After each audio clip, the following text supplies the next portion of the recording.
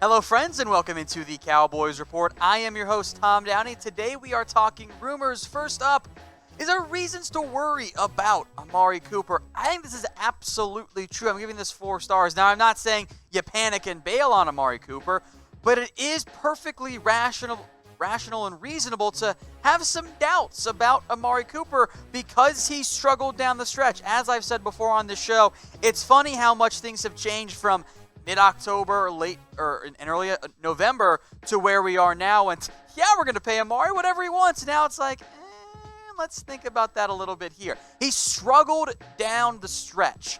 Why was that? Was he a bit hurt? Was he moping a little bit? Was there some lack of effort that, quite frankly, was there with the Oakland Raiders, now the Las Vegas Raiders as well?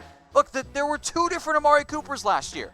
There was bona fide number 1 receiver for the first 9 games, and if you ignore the Jets game, the snap percentage is more like in the 85% range. The last 7 games, 26 catches for 341 and a score. That's not very good. Now, the report from Brian Broaddus was there are some Cowboy decision makers who have some question marks about Amari. Is he a little too not aggressive enough on the field, maybe a little bit passive aggressive off of it?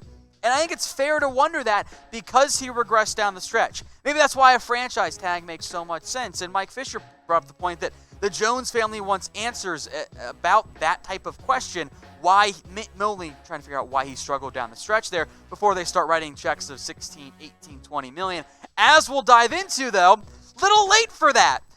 Kind of can't be making that decision right now if you're the Dallas Cowboys. You should have already figured that out. And we'll talk more about Cooper. But I want to know from you guys, what do you think the Dallas Cowboys should do with him?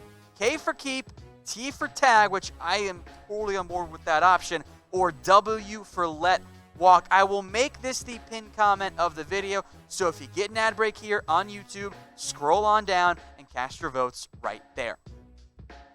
All right, as promised, more here on Amari Cooper. Is he going to leave the Cowboys? I don't think this is the route either side wants to take, and they've said, Amari says, hey, I don't want to leave. Cowboys said, hey, we want to keep Amari. I'll give it 1 star. Now, Mike Freeman, the softest man in sports media, thinks that NFL teams think Cooper is leaving. Now, that's not the buzz I got coming out of the Combine, but there are a lot of people around the NFL. Also why it's a bit disingenuous to say NFL teams think it, because NFL teams can't think anything. They are an entity, not an individual person. He says the Cowboys might not be able to keep both Dak and Amari Cooper, which clearly they have the money to actually do so. The real question mark comes down to the window and the timing and how many tags are available. But don't let anyone tell you the Cowboys can't afford to keep both Dak Prescott and Amari Cooper. Based on the projected franchise salary cap and per over the cap numbers, Cowboys have top 5 cap space available. They've got money to spend, and guess what? The cap's only going to keep going up potentially, even with a massive jump in the next couple of years, and the Cowboys can absolutely make it work. The potential for disaster here, and this is why I gave it the 1 star, even though I do think Amari stays in Dallas, and I would be surprised if he didn't. The potential for disaster here comes from the fact that the clock is ticking, guys. We got a week to start making decisions here. As of 4 p.m. Eastern Time on March 12th, the deadline to use the franchise tag will close. If there is no new deal for Dak Prescott will get that tag. And the Cowboys aren't going to know if there's 1 or 2 tags available to use because the deadline for players to vote on the new CBA, that comes later that same night. So they're not going to know if you have 1 tag or 2 tag. You will have 2 technically, but it might be gone 5 hours later. That window is tight. It is an extremely small window, and then 4 days after that, March 16th at noon, the legal tampering period begins for NFL free agency, and officially, because they do it unofficially all the time, especially at the Combine, that's how we know Byron's pretty much gone, the tampering window opens up. Teams can be like, hey, Amari, here's $20 million a year. Amari might not want to leave Dallas. Money talks. And then March 18th, NFL free agency officially starts. Players can sign deals, but it's the March 12th deadline that jumps out to me. You have to operate like you only have 1 tag available right now because I think that CBA is going to pass. And if that's the case, you got to get one of Dak or Amari done. This is what's kind of concerning for me, because I don't think Amari leaves. I think we have to acknowledge it as at least a possibility, because there is at least a possibility, small or not, that the Cowboys could botch this whole thing. Now, I don't think this happens, but there is a very real possibility that we come in here a week from today and say, hey, the Cowboys have franchise tagged Dak Prescott. They have not extended Amari Cooper yet, and he is now on the verge of reaching NFL free agency. That worries me. The Cowboys, I know they feel good about where they are with Amari Cooper. Clock's ticking. They got to get going on that one, or this possibility, maybe it goes up from beyond just the 1 star. And I've got a special deal for you guys. Cowboys Report subscriptions. They are on sale right now for the low price of free. Yeah, it's a fantastic deal out there. We're not going to make you pay for anything here on the Cowboys Report. Hit that big red button, subscribe, and yes, you better believe it. We're going to keep you covered on all things Cowboys in the offseason. You're this next draft, free agency. Yeah, we got some great stuff planned for you guys here. So hit that big red button and subscribe. Now, normally, I tell you guys no about potential free agents because it's just, likely it's very low. Ron Leary, though, I'll give this one 2 stars, and I am actually very intrigued by it, way more than I am by, say, I don't know, Jimmy Graham. The Broncos are not going to pick up Leary's option. That will make him a free agent, and he's been kind of vocal on Twitter saying, hey, I can still play, still has a place in Dallas as well. The issue here, and I know what you guys are thinking, oh man, we can get back that great left guard that Denver gave 4 years, almost $10 million per year to. Not the same guy anymore.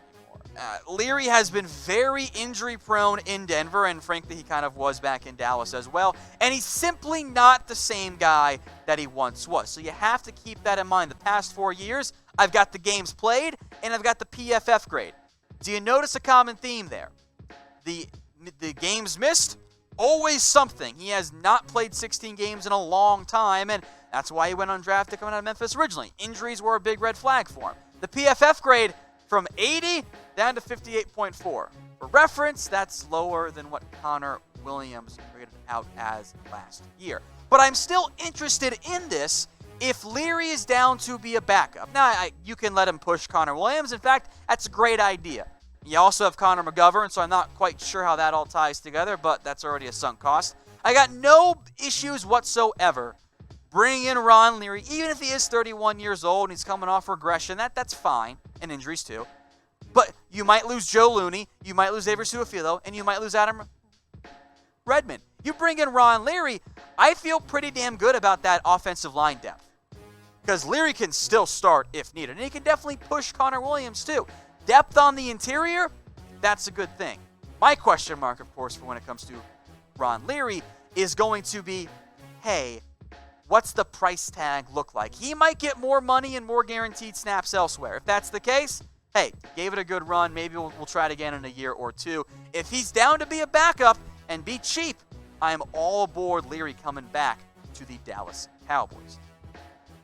Now, pay attention here. These Cowboys Nike jerseys you see on your screen, there's a price drop on them. Normally these jerseys are upwards of $100, $79.99. They got Dak Prescott ones, they got Zeke ones, Leighton, Vander, Esch, more on him coming up on the show, by the way. Chatsports.com/Cowboys Nike. These are all official Nike jerseys for $79.99 and free shipping as well. That's chatsports.com/Cowboys Nike. Supplies are limited, so get in on it while you still can. And to make your life easier, I've put that link in the comments and the description. Next up, how about a Randy Gregory return? Yes, good old Randy. It's 2 stars, and I've learned lessons in the past. This is pretty much going to stay 2 stars, even potentially after he applies for reinstatement, because it is Randy Gregory. He has not yet applied for reinstatement. There was a report saying he had. Then Randy Gregory himself told Jay and Slater that no, he hasn't yet. But it's noteworthy because assuming this new CBA does pass, the drug policy opens up a path for a Randy Gregory return. They're not going to be suspending players for smoking weed anymore. The Cowboys, by the way, have his rights. And if you can get 2018 Randy Gregory back on that team, ooh, I'm super intrigued by that one. But you also have to be aware that Randy Gregory hasn't played very much NFL football. Yeah, he's still only going to turn 28 this upcoming season, but he's played in 28 games, and he's missed 52. So even if Gregory comes back, and I certainly hope that he does, even just for the person, Randy Gregory, less so for the player on the Cowboys, you can't bank on him being an instant impact guy. You have to treat him as a luxury and still figure out your defensive line, assuming he's not going to be there. So do you want to give Randy Gregory another chance? Type Y for yes, type N for no. I understand if many of you are frustrated and fed up with the whole Gregory back and forth. I say yes. I am willing to give Randy Gregory a chance far more than I am willing to give, say, David Irving one, because one of them really wants to be a football player. Next up is Jason Witten. Is he going to be a goner from a member of the Dallas Cowboys? Look, I've been wrong about Witten a lot before. I'm going to give it 3 stars, though. Unless Witten or the Cowboys make some major concessions here, I think this is the path we're heading to. Now, Witten wants to play for the Cowboys. Jerry Jones wants him to be a member of the Dallas Cowboys. So you're going, wait, well, those two want it to happen. Why hasn't it happened yet? What I think has happened here is the Cowboys didn't offer Witten the role he wanted. I think Jason Witten, as a competitor, and I want him to have this mindset, I think Witten still thinks he's a starter in the NFL. But for the Cowboys, it's Blake Jarwin time. Now, maybe the Cowboys offered to flip Witten and Jarwin's roles. If so, I like that. And Witten thought he was going to make a quick decision. I don't think this process has gone the way that Witten thought it was going to. So do you want him back on the team? 1 for yes, 2 for no. I am open to bringing Witten back. I am. You have to flip Jarwin and Witten snaps, though. If you're playing Jason Witten more than Blake Jarwin and both are healthy, you're doing something wrong. I'm not convinced Witten wants to have that role. But if he wants to come back very cheap, by the way, you're not throwing him extra million when you don't need to, I'm certainly on board with that one. But again, the key here, especially for me, it's Jarwin's turn. We've seen what Witten can do. He is not a bad football player, but we know what Jason Witten is. We know he's going to be able to get open a little bit and fall forward with very little after-catch production. He can be a decent enough blocker. I need more than that because Jason Witten, guys, he's going to turn 38. He's not the same player anymore. I'm definitely on board with freeing Blake Jarwin instead. Now, Mike Fisher put together some what he called educated guesses on some preferred destinations for Witten. The Cowboys, no surprise there, at number 1. The Patriots at number 2. I hadn't really thought about that one. That's actually a pretty good fit, I think, for potentially both sides because New England has nothing at that position. The Saints, there's the Sean Payton connection. Tennessee, he would get to go home, and if they cut Delaney Walker, would he be a backup? But then again, could he be a backup in Dallas? So we'll see about Witten there. And then the Giants with his good buddy Jason Garrett as the new OC. Now, today's show is also brought to you by BetDSI. Head over to chatsports.com/bet and use that promo code Cowboys120 for a 120% deposit bonus. You can bet on March Madness, the NBA, and the XFL as well. The Dallas Renegades, with Landry Jones banged up again, they're an 8-point favorite against the New York Guardians. The over-under's 37. Super low for a football game. And I normally tell people life's too short to bet the under. I've been telling them to bet the under on the XFL because these offenses are bad. But 37 might be just enough for me to take the over on that one. All right, next up here is on Leighton Vander. Esch. Are there going to be neck limitations for him?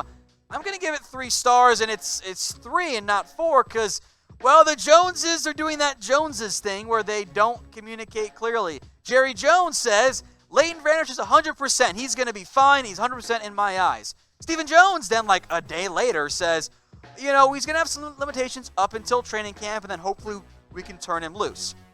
Those sound like very contradictory answers, and I think in reality, Stephen's probably a little bit more right than Dr. Jerry is right now.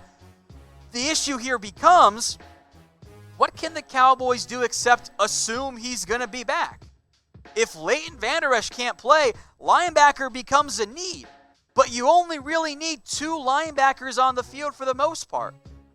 You're only going to use that third linebacker 25% of the time, maybe 30 if Sean Lee comes back. That's not a lot. So it's a very tricky situation here for the Cowboys. You would like some insurance. Maybe that's Sean Lee. You bring him back and you feel better about it.